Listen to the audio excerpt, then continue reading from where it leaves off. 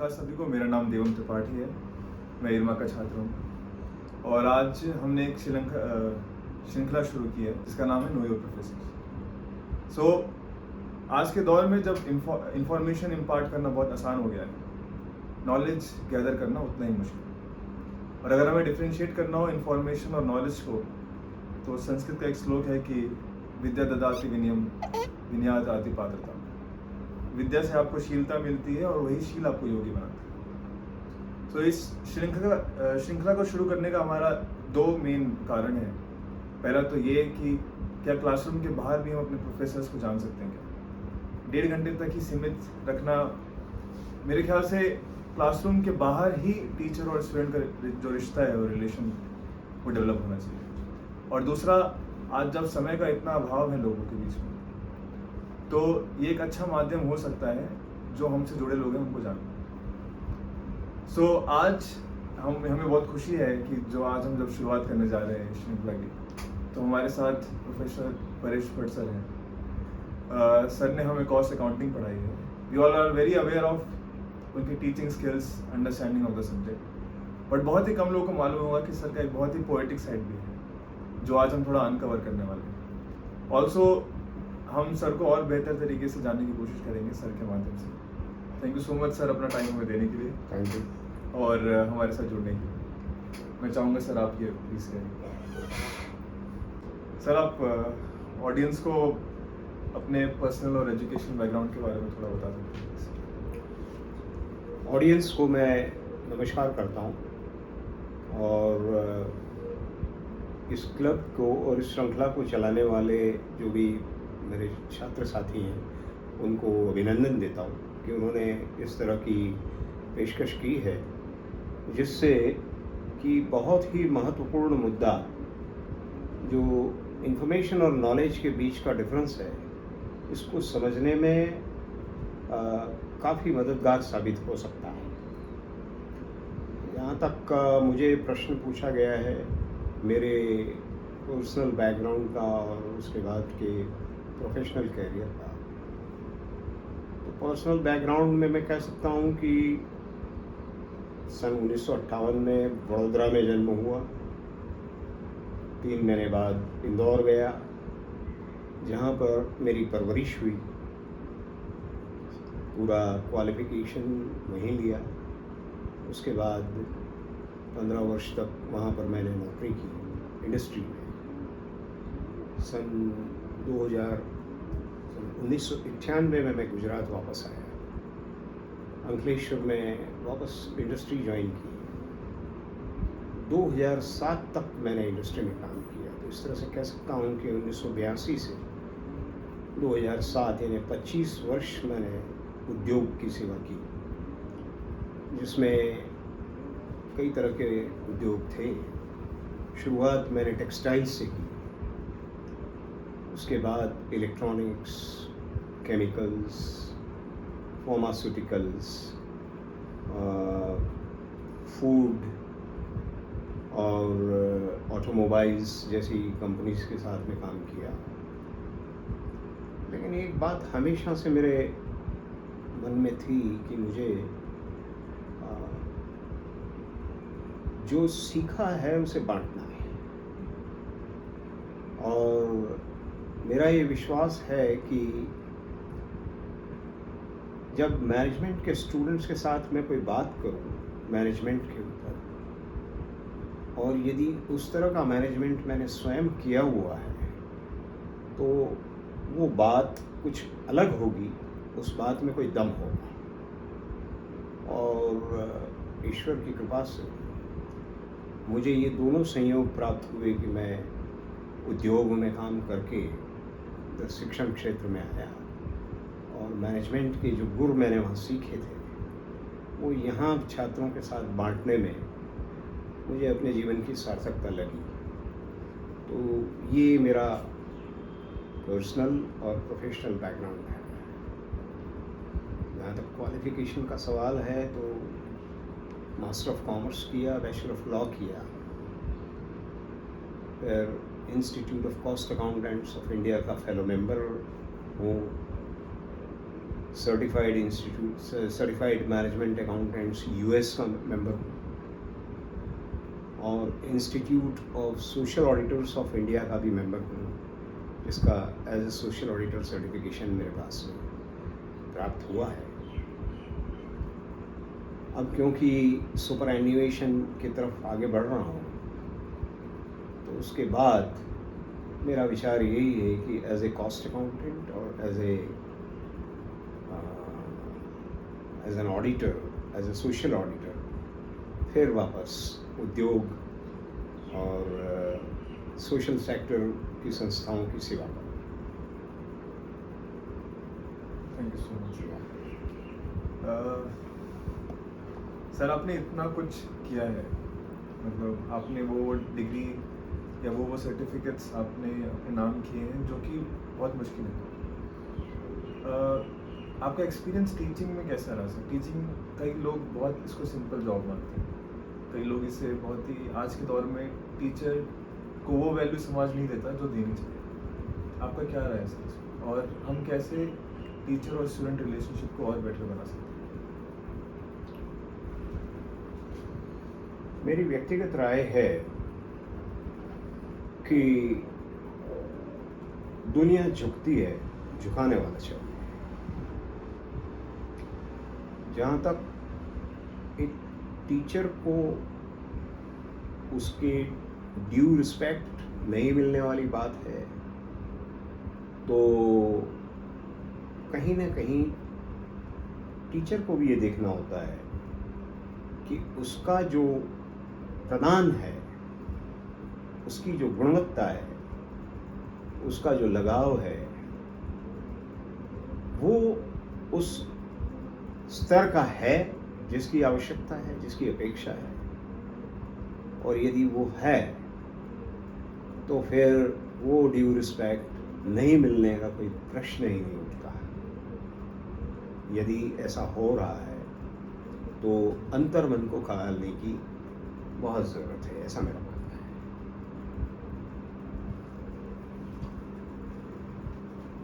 बिल्कुल सही कहा सर आपने कि हम जब भी कोई चीज़ समाज में खराब होती है तो दूसरों पे इल्ज़ाम लगाने से पहले हमें खुद पे देखना चाहिए। सर, आपका इरमा की जर्नी कैसी रही? इरमा में कैसे आना हुआ आपका? आप इतना समय आपने व्यतीत किया इरमा के बारे में आप प्लीज़ कुछ बताइए। अक्टूबर 2007, 21 अक्टूबर 2007 तक मैं उद्योग में था। 22 अक्टूबर 2007 को मैंने इरमा ज्वाइन किया। तब से लेकर अभी तक मैं इसी गौरवशाली संस्था के साथ जुड़ा हुआ हूँ। 16 साल हो गए। जब मैंने ये संस्था ज्वाइन की थी, उस वक्त मन में प्रबल इच्छा थी कि मैं मैनेजमेंट स्टूडेंट्स के साथ में अपने अनुभव बांटूं, और ज्वाइन करने के साथ ही मुझे वो अवसर प्रदान किया गया। यहाँ पर teaching, training, consultancy, research, publication और इंस्टीट्यूशनल एडमिनिस्ट्रेशन के कई अवसर मिले, और इन सारे अवसरों के साथ मैंने ये 16 वर्ष का सफ़र तय किया है।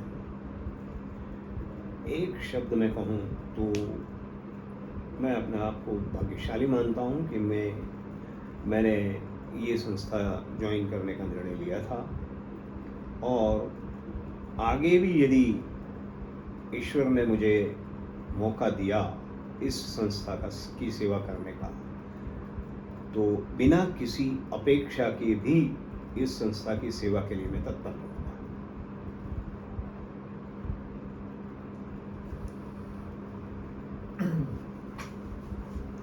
सर, ये तो हमें भी सीखना चाहिए, सेवा तत्परता। सर, आप इसी इरमा के बारे में आपसे और जानना चाहूँगा। ये इरमा का महत्व कितना है आज के समय में? और जब प्रोफेशनल प्रोडक्टिविटी की बात इतनी होती है समाज में, तो पार्टिसिपेशन का रोल कितना है, और इरमा को और कैसे बेहतर बनाया जा सकता है?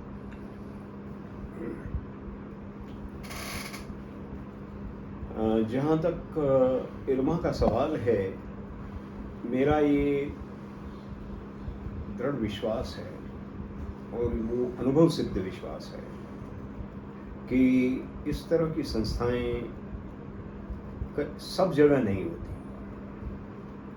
विश्व में गिनी चुनी होती और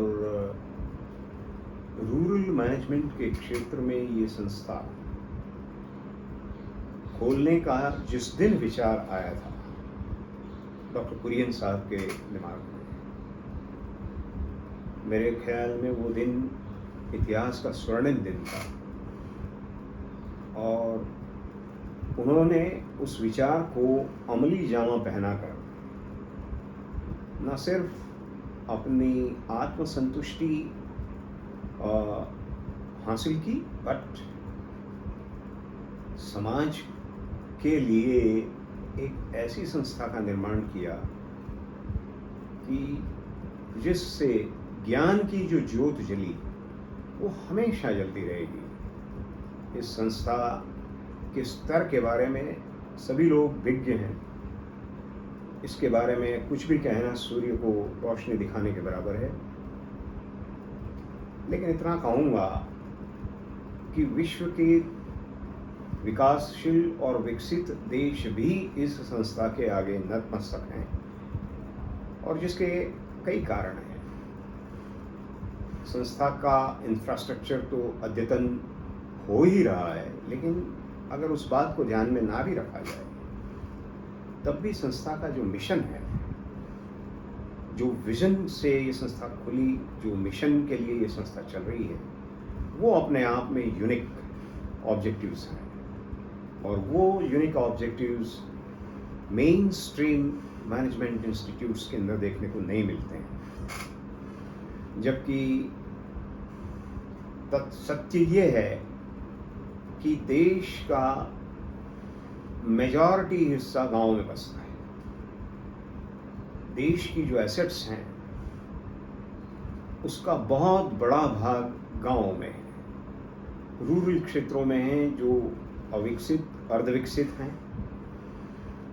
और उन एसेट्स को और वहाँ रहने वाले लोगों के जीवन स्तर के बारे में सोचना, उसके लिए चिंतित रहना, उसके लिए दुखी होना और उनके जीवन स्तर को सुधारने की बात सोचना और उसके लिए एक संस्था खड़ी करना, ये कोई विभूति ही कर सकती है।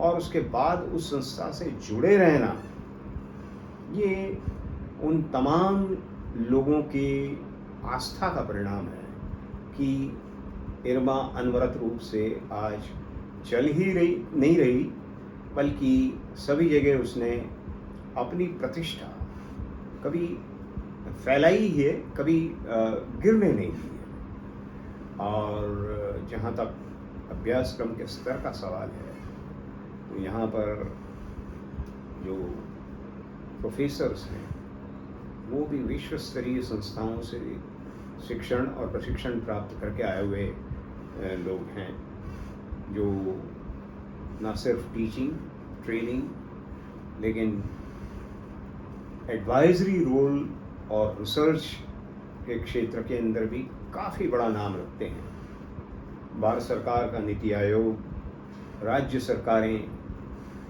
इन प्रोफेसर्स की सलाह सूचन को मान्य रखती हैं और नीति विषयक बातों में यहाँ के प्रोफेसर्स जो अपनी राय देते हैं उनको भी ध्यान में रखा जाता है।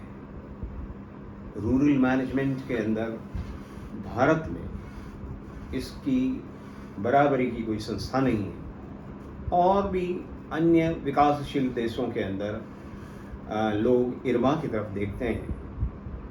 आगे चलकर यदि इरमा ने विदेशी विद्यार्थियों के लिए दरवाजे खोले तो वो दिन दूर नहीं कि तमाम खंडों से, सारे कॉन्टिनेंट से विद्यार्थी यहाँ देखने को मिलेंगे और जीवन की सार्थकता पाएंगे।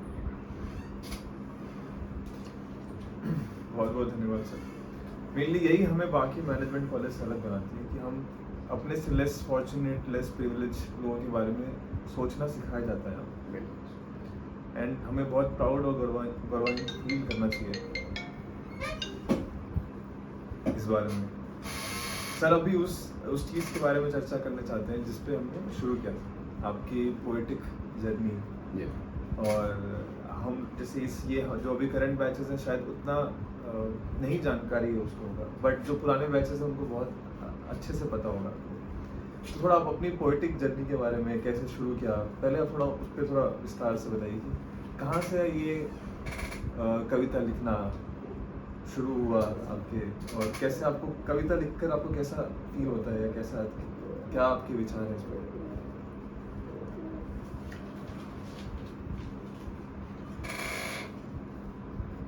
बचपन से ही छंद मन में घुमा करते थे, लेकिन उन्हें आकार देने की अकल धीरे धीरे धीरे धीरे आई।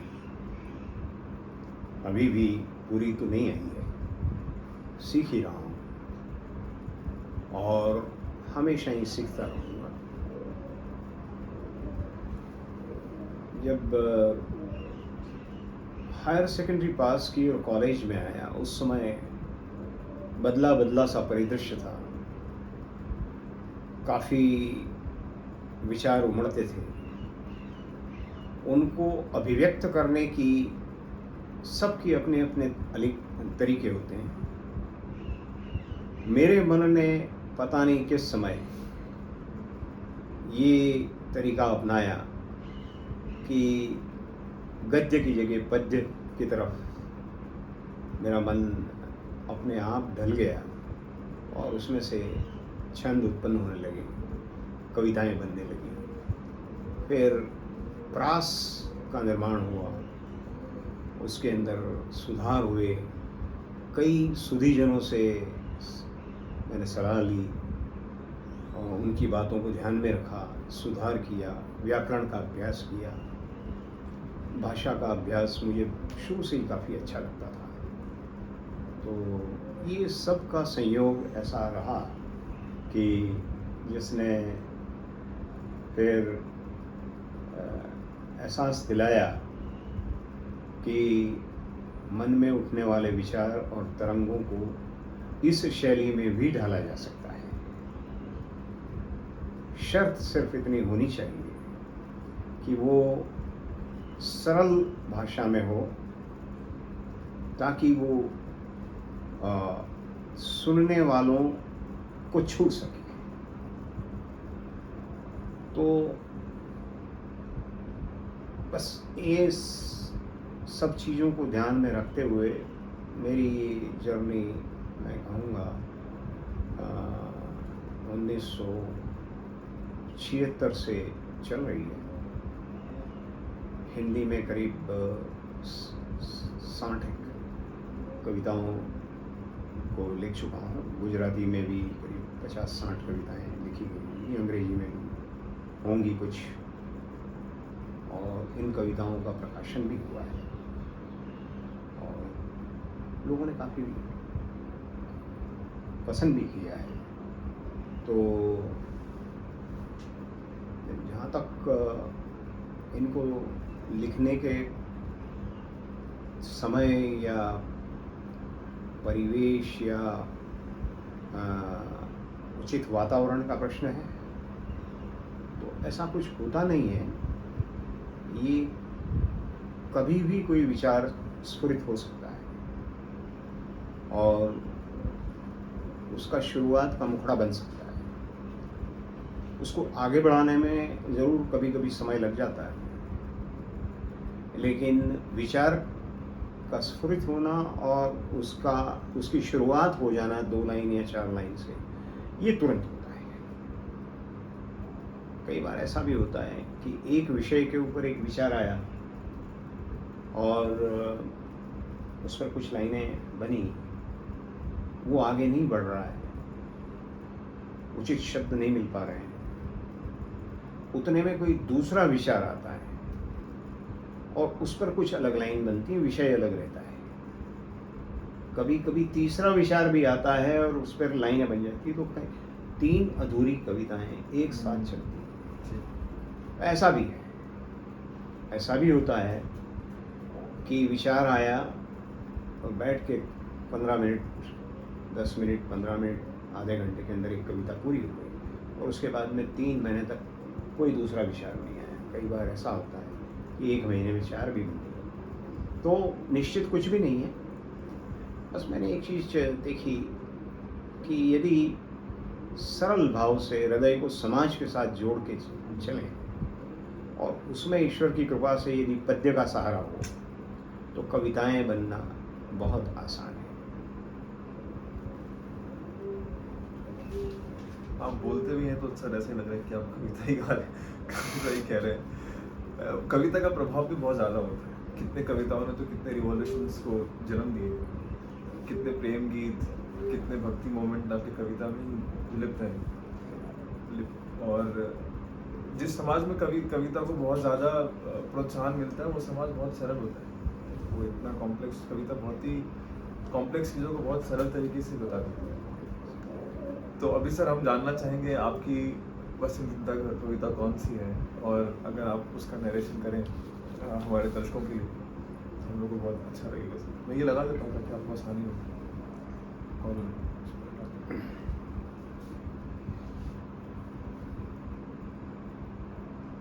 नहीं, सही लग रहा है।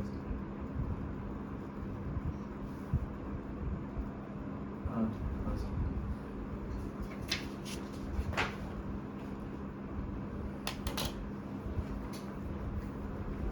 मेरे सभी दर्शकों के लिए मैंने कुछ कविताएं चुनी हैं, उसमें से एक कविता मैं प्रस्तुत करता हूँ। सौंदर्य रस के अंदर है ये कविता। अच्छा। और इसका शीर्षक दिया है मैंने, मोती बिखर जाएंगे। इस तरह तो ये मोती बिखर जाएंगे, इनको पलकों के पीछे छुपा लीजिए। कोशिशें भले ही नाकाम हो चलें, एक छोटा सा छंद गुनगुना लीजिए। अगर पलकें दिल की कासिद बने, कासिद यानी मैसेंजर, अगर पलकें दिल की कासिद बने तो दिल ही को समझा बुझा दीजिए। मगर इनको दिल से न यूं जोड़िए, हो सके तो ये दिल की दवा कीजिए। ये मुनासिब नहीं पलके भीगी रहें, मोती पकने से पहले सुखा दीजिए। आईना बनना दिल का जुर्म तो नहीं, दिल का आईना होती हैं आँखें, पल और वहीं से आंसू बहते हैं। तो आईना बनना दिल का जुर्म तो नहीं, फिर ये क्या है कि इनको सजा दीजिए। और तुमको मेरी कसम, मुस्कुराते हुए अपनी पलकों में मुझको छुपा लीजिए। कोई कॉल सर, एक से तो मन नहीं भरेगा। तो ये पीछे की प्रेरणा क्या रही सर आपकी, जो इससे पहले वाली कविता थी?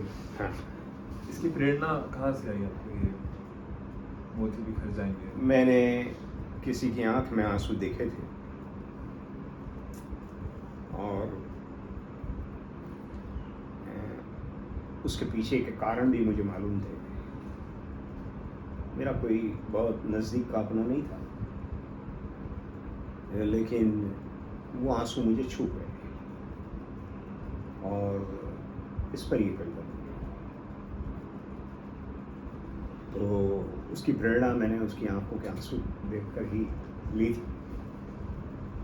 उसी तरह की प्रेरणा मुझे एक और कविता से मिली थी, जो यदि समय होगा तो मैं वो भी सुनाऊंगा। लेकिन उसके पहले मैंने अपने युवा साथियों के लिए एक कविता मैंने सुनी है। जब मैं खुद पढ़ रहा था, कॉलेज में था, कॉलेज के बाद में मैं कॉस्टिंग का ICWA कर रहा था, तो उस समय थोड़ा सा अवसाद छा गया था दिल पर। टग ऑफ वॉर चलता है, एक हाँ, हाँ, करना कुछ और चाहते हैं, वो कुछ और है। तो ऐसे में उस अवसाद के क्षण में हृदय कैसा होता है, मन कैसा होता है, और अवसाद पर विजय किस तरह से पाया जाता है, और उसके बाद की मनस्थिति क्या होती है, वो मैंने लिखने की ये तो कोशिश बहुत जरूरी भी है सर। आजकल अवसाद तो बहुत ही दिनचर्या जैसा हो चुका है। बिल्कुल, इसीलिए मैंने इसको चुना है हाँ, कि शायद ये सबके हमारे लिए लिए प्रेरणा काम- बने। काम- मुझे तो आज भी ये प्रेरणा देती है, और इसका शीर्षक मैंने वही दिया है, प्रेरणा के ज्वार से। अनजान राहें थी उधर, अनजान पांव थे इधर, बेचैन मन का प्रश्न था, जाना बता तुझे किधर। कदम बढ़ उठे थे पर न दूर जा सका था, दिशाहीन चंचल चित दिशा न पा सका था। बीतते रहे प्रहर, सुबह से हुई दोपहर, इसके ढलान की भी मुझे हो न पा सकी खबर। डगमगाते पांव ने विश्वास का घात किया, अपने ही आगे हार कर आगे न जा सका था। लेकिन अंतर्द्वंद पर विजय पाकर अब परिस्थिति बदलती है कि टिमटिमाता वो दिया स्मृति पर अंकित किया, प्रेरणा के ज्वार से छलक उठा हृदय सागर, और शब्द का प्रवाह था कि गीत बन चले थे। मैं फिर से एक बार ये गीत गा सका था। राहें मुड़ चुकी थी, दिशा बोध भी प्रत्यक्ष था, धुंधले दिए की लौ में नजर आ रही थी डगर। इस तरह की भटकन में बाकी सब बिछड़ गया, पर मैं अपने आप में खुद को पा सका था। ये मतलब जब इंसान खुद से युद्ध करता है तो जीत उसी की होती है। बिल्कुल, ये संयम को भी लोग यही कहते हैं, जब आप खुद से युद्ध करते हैं तो जीत हमेशा आपकी है। और जीवन में मेरे हिसाब से सबसे ज्यादा मुश्किल काम है अपने आप को जानना, और यदि व्यक्ति वो कर ले तो उसके सारे दुख दर्द अपने आप ही खत्म हो जाते हैं। अपने आप को जानना, नो थाई सेल्फ, वो वाला जो कंसेप्ट है, रविन्द्रनाथ टैगोर साहब ने भी इसके ऊपर काफी कुछ लिखा है। सर ग्रंथ में भी हमारे यही है। हाँ। मतलब पूरे ऋषि लोगों ने पूरे उनकी जीवन काल से खुद को जानने में उन्होंने व्यतीत की। सर जैसे धीरे धीरे हम आखिर पलों पे पहुंच रहे हैं, तो मैं जानना चाहूँगा सर आपके अनुभव, क्योंकि मुझे ऐसा लगता है experience is the true knowledge, और ये एल्बर्ट आइंस्टीन ने भी सेम यही बात कही। तो आपका जो अनुभव रहा है उससे हम युवा कैसे सीख सकते हैं, कौन सी गलतियाँ करने से बच सकते हैं, और ज़िंदगी में क्या करना हम लोग के लिए सबसे ज़्यादा ज़रूरी होना चाहिए। मेरी आवाज़ आ जाएगी? आ जाएगी। अगर आप 2-3 लाइन जो भी आपको लगता है सर कि युवा को ये तो ज़रूर करना चाहिए और इस चीज़ को करने से बचना चाहिए।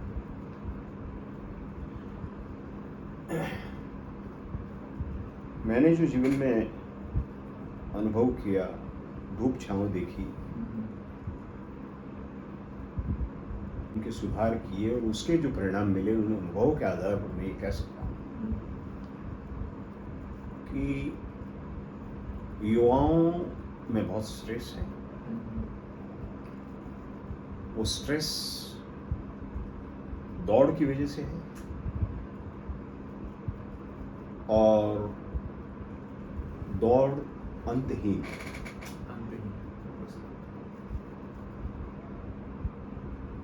इसमें, इस दौड़ में जो चालक बल है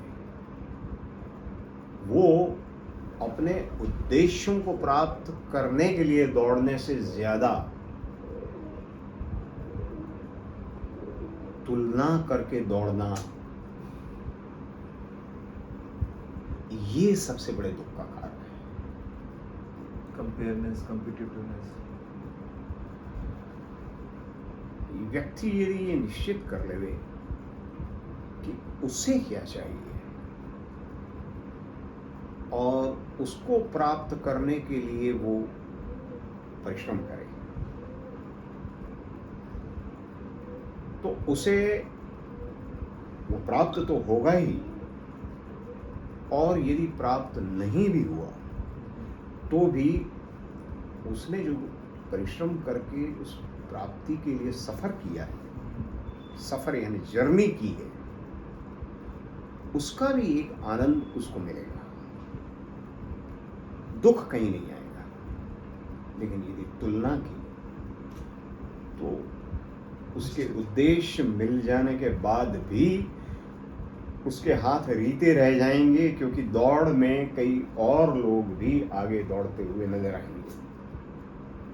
तो मेरा एक ही संदेश है कि अपना उद्देश्य निश्चित करके उसे प्राप्त करने के लिए आप चलते जावें, दौड़ के अंदर शामिल ना हो।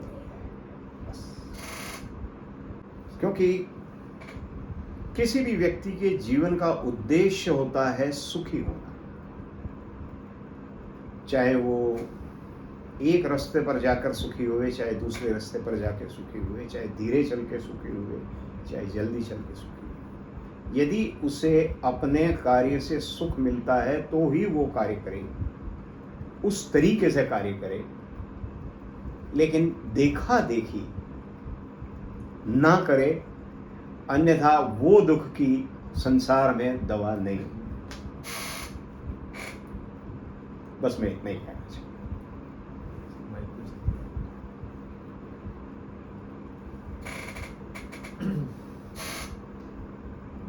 अवसाद पे सर आपने कविता सुनाई, मुझे नहीं लगता अवसाद आपके समय में उतना होगा या नहीं होगा, बट आज तो हम लोग दिन में रोज ही कहीं ना कहीं क्षण आते हैं जब अवसाद की घड़ी आ जाए। और इसका एक बहुत बड़ा कारण नहीं है कि दौड़ के सब दौड़ रहे हैं।